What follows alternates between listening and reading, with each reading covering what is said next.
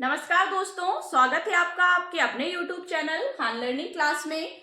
आज के इस वीडियो में हम टीचिंग स्किल्स के बारे में अध्ययन करने वाले हैं, जो कि हमारे टीचिंग फील्ड में बहुत ज्यादा इंपॉर्टेंट होते हैं। ये स्किल्स जो हर एक शिक्षक में इन स्किल्स का होना बहुत जरूरी है। तो ऐसे ही आज हम टीचिंग स्किल्स के बारे में अध्ययन करने जा रहे हैं, तो एंड तक बने रहिए हमारे साथ इस वीडियो में। आइए वीडियो शुरू करते हैं। देखिए, टीचिंग स्किल्स मतलब शिक्षण कौशल, शिक्षण की कला मतलब शिक्षण की कला मतलब पढ़ाने की कला, जिसे हम कहते हैं।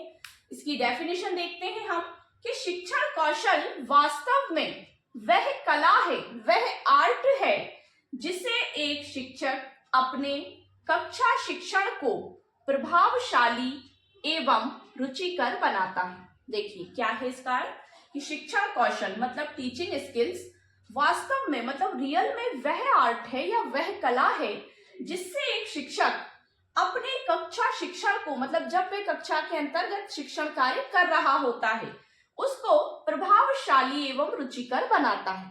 मतलब जब तक एक शिक्षक में टीचिंग स्किल्स ना हो, शिक्षण कौशल ना हो, वो उस चीज में कुशल ना हो, तो वो उस कार्य को ठीक ढंग से नहीं कर सकता है। तो ये शिक्षण कौशल प्रत्येक शिक्षक के अंतर्गत होना जरूरी है।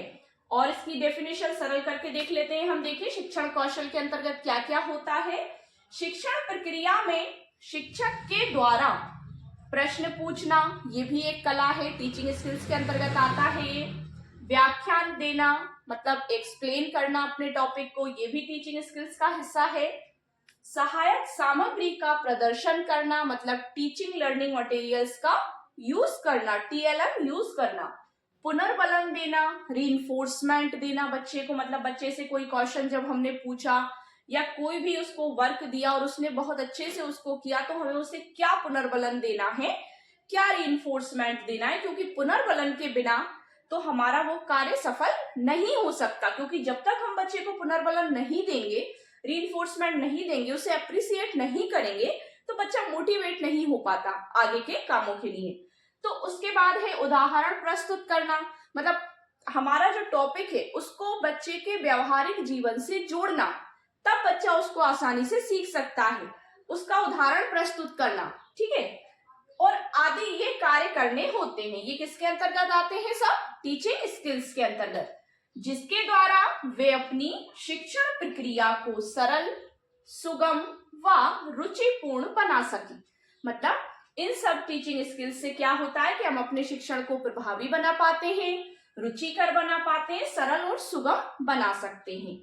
इसी संपूर्ण प्रक्रिया को शिक्षण कौशल कहा जाता है। शिक्षण कौशल ज्यादा कुछ नहीं है, शिक्षण कौशल एक कला है, एक आर्ट है जो प्रत्येक शिक्षक के अंतर्गत होना चाहिए। मतलब व्यक्ति किस तरह से बच्चे को पढ़ाता है। अब मान लीजिए सपोज दैट कला तो सभी में होती है, शिक्षक सभी हैं और शिक्षक सभी बनने जा रहे हैं, तो क्या है कि कला सभी में होती है, लेकिन हो सकता है कि आपके पास कुछ और स्किल्स है, दूसरे टीचर्स के पास कुछ और स्किल्स है, उसके पढ़ाने का तरीका कुछ डिफरेंट है।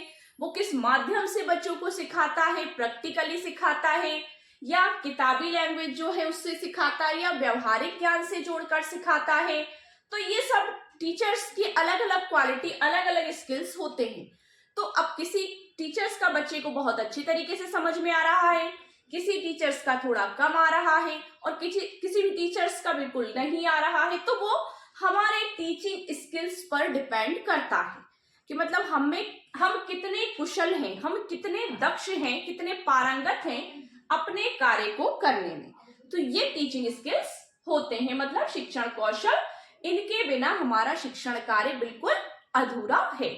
सो डियर स्टूडेंट्स, ये था हमारा शिक्षण कौशल का आज का टॉपिक। इससे आगे हम और भी नए नए टॉपिक शिक्षण कौशल अभी और भी बहुत हैं। अभी तो हमने केवल इसका अर्थ समझा है, इसकी डेफिनेशंस है, इसके टाइप्स हैं, इसके आगे भी और भी चीजें हैं, कंपोनेंट्स है वगैरह, ये हम आगे पढ़ेंगे।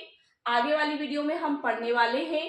तो अगर आपको वीडियो अच्छा लगा हो तो वीडियो को लाइक शेयर करिए, चैनल को सब्सक्राइब कीजिए और बेल आइकन को प्रेस कीजिए, जिससे कि आपको हमारे आने वाले लेटेस्ट वीडियोस के नोटिफिकेशंस मिलते रहें। Thank you so much.